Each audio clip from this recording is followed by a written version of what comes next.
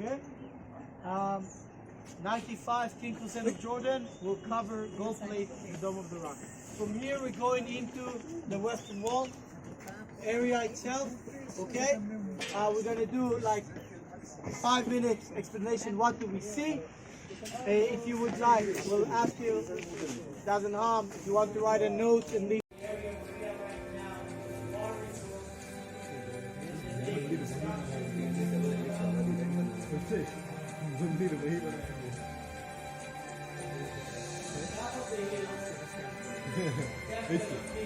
वही बनाएंगे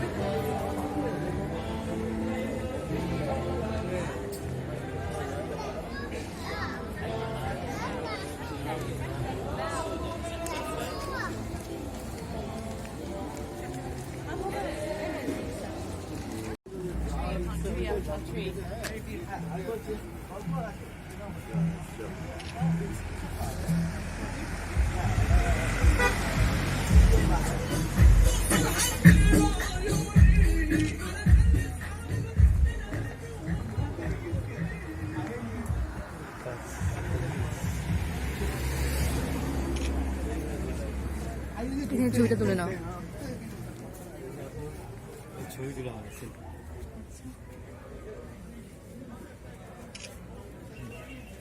আমি এটা ভিডিও করছি।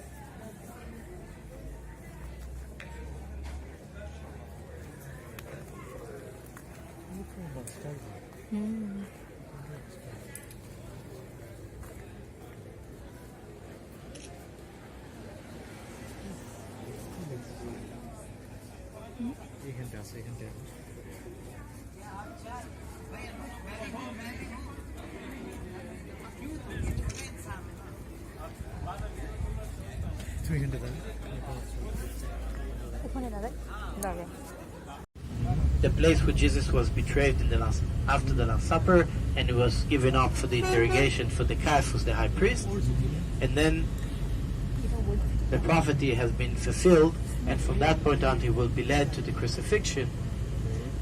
So this is part of what we saw from far.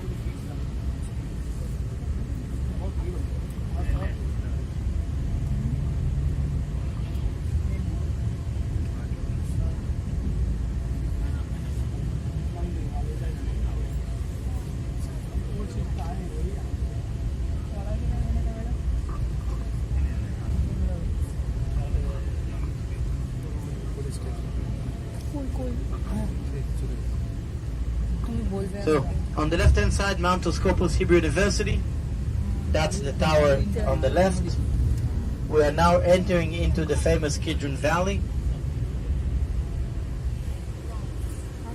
To the left, the beautiful arches.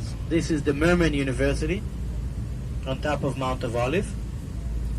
And you can see how the extension, Mount of Scopus and Mount of Olive, is actually part of the same range of mountains. It doesn't stand alone. But it's named Mount of Scopus because of Josephus, the Jewish historians that describe us the destruction of the temple 1,000.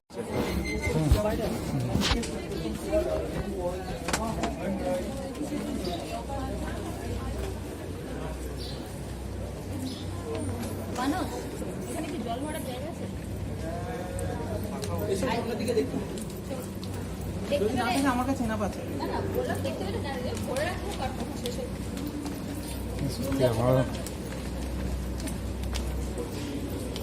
হালকা একটু ঘুরে গেল হালকা একটু ঘুরে গেল মাথা ঘুরছে নাকি না খুব ঘুরছে না একটু ঘুরছে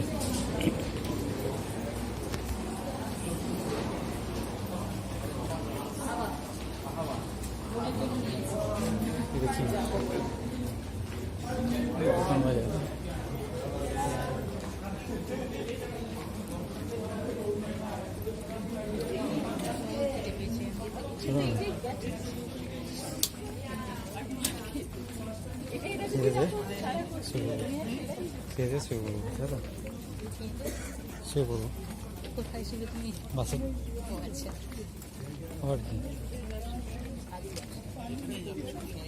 এর পয়সাটা ওই জন্য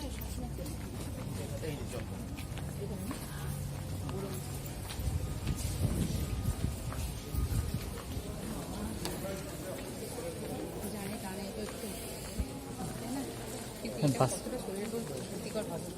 হ্যাঁ নেট থেকে চরম ঠান্ডায় চরম ঠান্ডা সেটা তুমি বাথরুম করবো আর কি না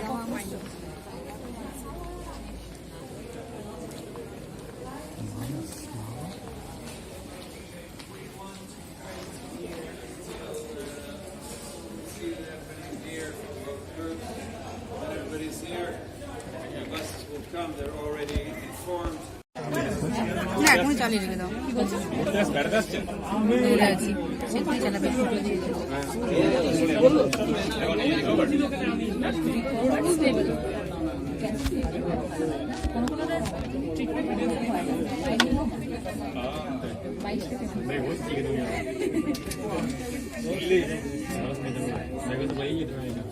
别人说世界上单位要不要较量？我第一个是中国，第二个是中国是一个超过，这边他们讲美国。 নিচে নামতে দেবে কেমন লাগবে? 因为我们已经发的微信已经发出来很好了，已经能够探测到那里。为什么说登远一个特小的一个小突然间תודה רבה לכולכם הגענו למצדה.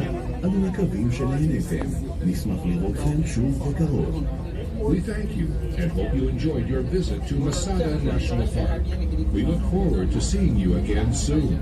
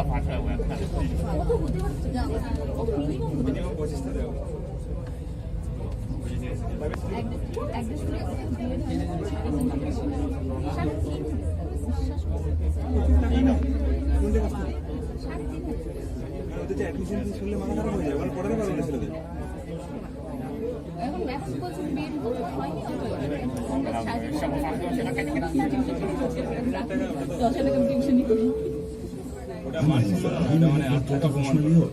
אתם מוזמנים לבקר במתחם ההסעדה ובחנויות. Please be careful of the automatic doors. We invite you to visit our shops and food court.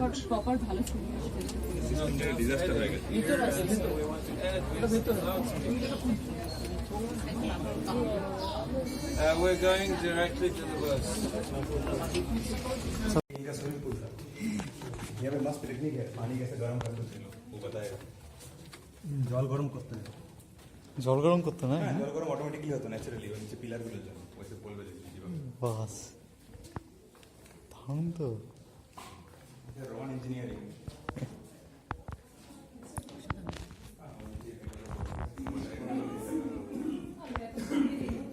नहीं आएगा यहाँ पे काम किया এইটা আমি তুলে নিয়ে আসছি এই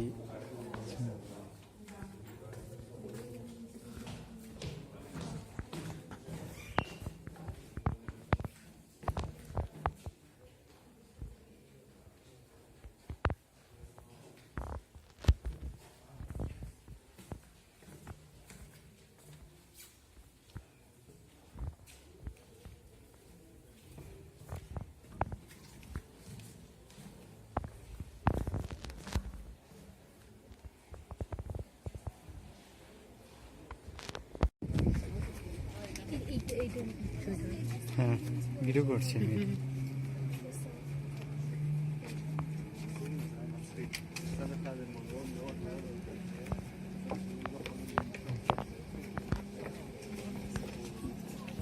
আসো তো দেখাই যাচ্ছে না কাউকে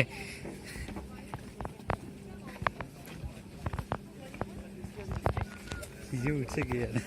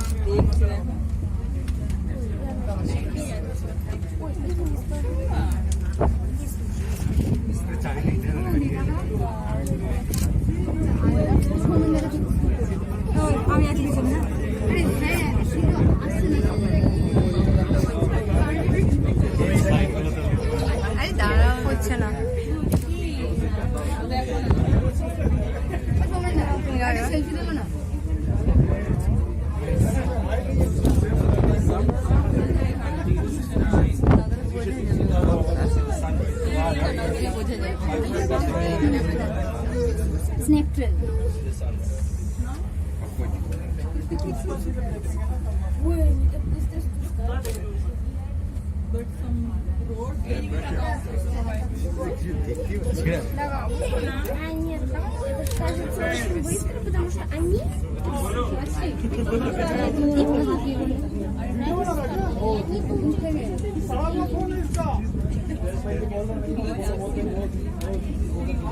Раньше полярности не было.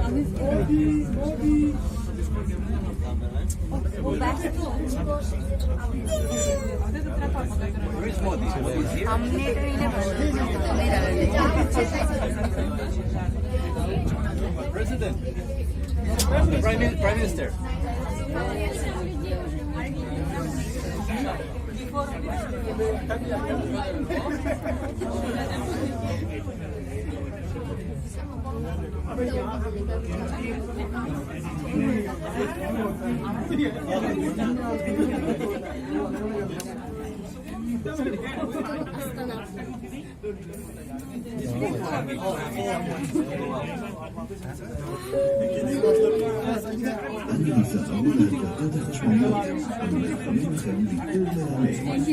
Please be careful of the automatic doors. We hope you enjoy your visit.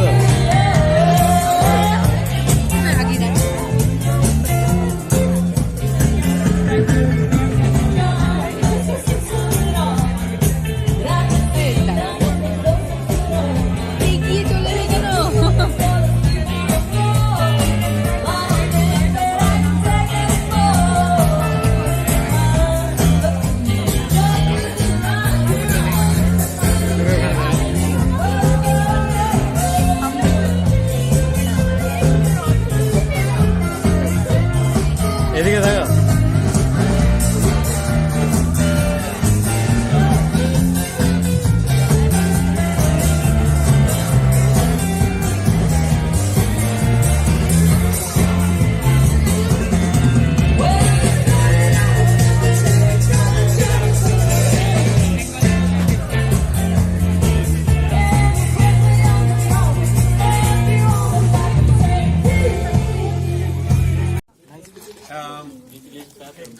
Mark Anthony, yeah, please leave this open, just shift to the side of it, so that the potential groups will be able to go through. Thank you very much, ladies. Sorry. Mark Anthony, Augustus Octavianus, the two co-regent emperors, right? And now I draw this chart, and you'll see how nice it is. So we have the royal family of the Maccabees going back to Hanukkah, if you know, when we light the candles. That's it. I don't want to be when another group comes here, I don't want them to be, I want them to be able to pass. Okay, so we have Hyrcanus the second and his brother Aristobulus the second, and they are dynasty. He has a daughter called Alexandra, he has a son called Alexander, and another one called Antigonos. And they are married, and they have a son called Aristobulus and a daughter called Miriam, or Mary if you want in English. Now that's the royal family, right? Now we go to the Edomites, Adom, red in Hebrew. We have Antipatris, the father, and then three sons, Psael, Herod. His name was Holdos.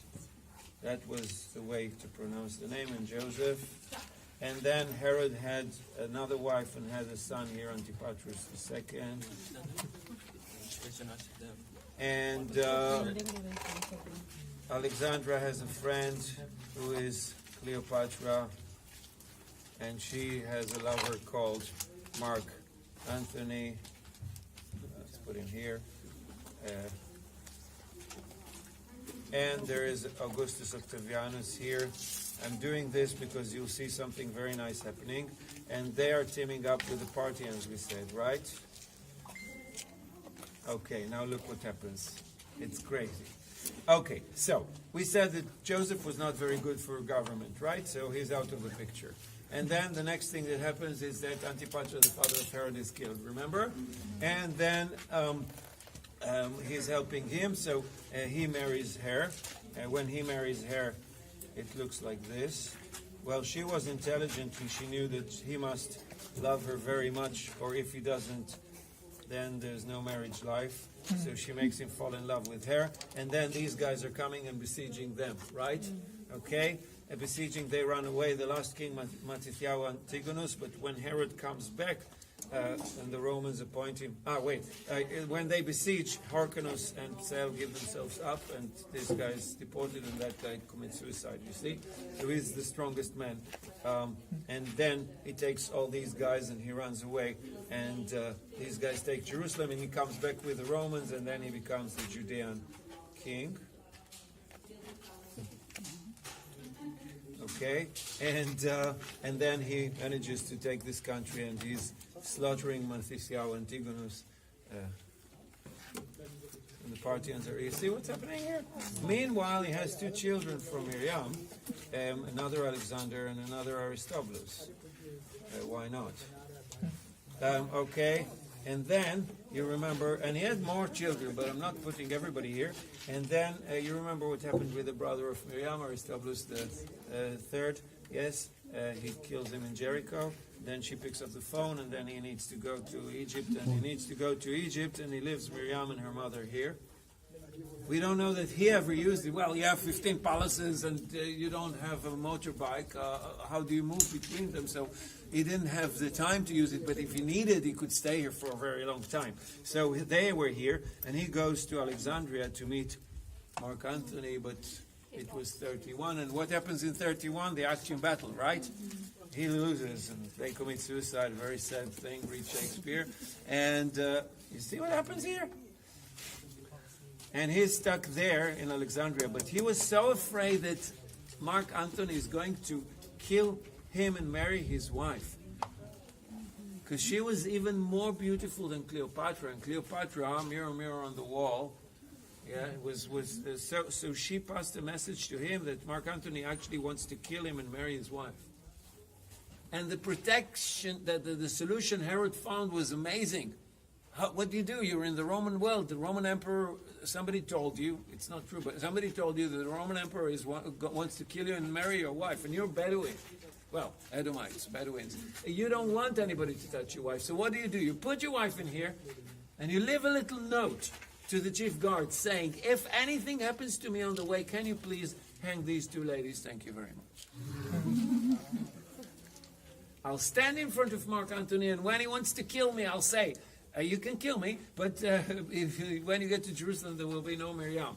Wonderful solution. But then there was no Mark Antony, so he goes to Rome. Not Rome, Rhodes. He meets Augustus. He comes back with all the reinforcement. He doesn't need those people again in his life. Bring Miriam to Jerusalem, please. Hi, Miriam. Didn't see you for a year or so. Aren't you going to give me a hug? Well, I am going to give you a hug, my king, but I heard that you left a little note to the chief guard saying that I should be hung. Come on, Miriam. You know, I love you so much. You did. I love you so much, I'd never do such a thing. And even if I said it, I didn't really mean it. But no. I heard that you gave the chief guard a note saying I should be hung. No, it wasn't that you should be hung. I wanted to protect you from... Protect me by hanging me? Listen, I'm your wife, but I don't love you anymore. And the guy goes berserk. Well, he had enough enemies already, and now his wife... Who gave her that? Well, how did the information leak? He hung his brother, and not his brother, his brother-in-law and his sister, and many people that he suspected that might have done it. But this is a princess, and he cannot just kill her. He brings judges from Rome because he already had trouble with her brother. So he brings judges from Rome, and they make a court-martial to this lady. And there's a couple of weeks that everybody comes with testimonies that she did know, she didn't know, and she's conspiring. He stops eating because it already happened to his father, was poisoned. So he doesn't touch food, he doesn't touch water. He comes to courtyard like this and speaks against this lady. And at the end of the trial, the judges say, all rise. Miriam, the daughter of Alexandra, granddaughter of the king Hyrcanus, married to Herod, found guilty of conspiring against King Herod, penalty death. And he goes, what? She's an angel. Remember Josephus Flavius? We know that she was an angel. She didn't do anything. But the judges say, Allah. And he says, no, she's my beloved wife. She's so sweet. I'm paranoid. Let's do something with it. Judges, please go over all the text. Maybe you change your decision. Sorry, this is your testimony. This is their testimony. That she's guilty. Open the jailhouse. Last chance. Go down to the jailhouse. This beautiful lady sits there with a big smile on her face. Very tired, very, after jail. Yeah, but she's, and she says to her, Miriam, I love you so much. Please, let's save our marriage life. Save you. Let's go to the judges. You say that you're sorry. I say that I forgive you. We'll get you out of this. I think your judges already came out with a decision. Miriam, come on. I love you so much. Please, let's go to the judges. And you say sorry. I didn't. And then in 3 months, Herod, you'll find something else. And he says to her, I love you so much, please. And she says, life next to you. Let me think. And this lady, who is 20-something, is walking to the gallows from her own will. Can you imagine what it means to be a wife of Herod? And the hangman lifts the sword on the beautiful woman, the most beautiful woman maybe in Judah, at least that's the description. And everybody is looking, and Herod, who killed so many people with his bare hands, is looking away when the sword goes down. And the family insisted to bury her in a Jewish burial in a tomb. Herod says, no, we have to preserve her beauty. We put her in a jar full of honey so that the body, you know better than me, will stay there. The man goes every night down to the cellars there in Jerusalem, Jaffa Gate, and talks to the body and apologizes and whatever. The whole night.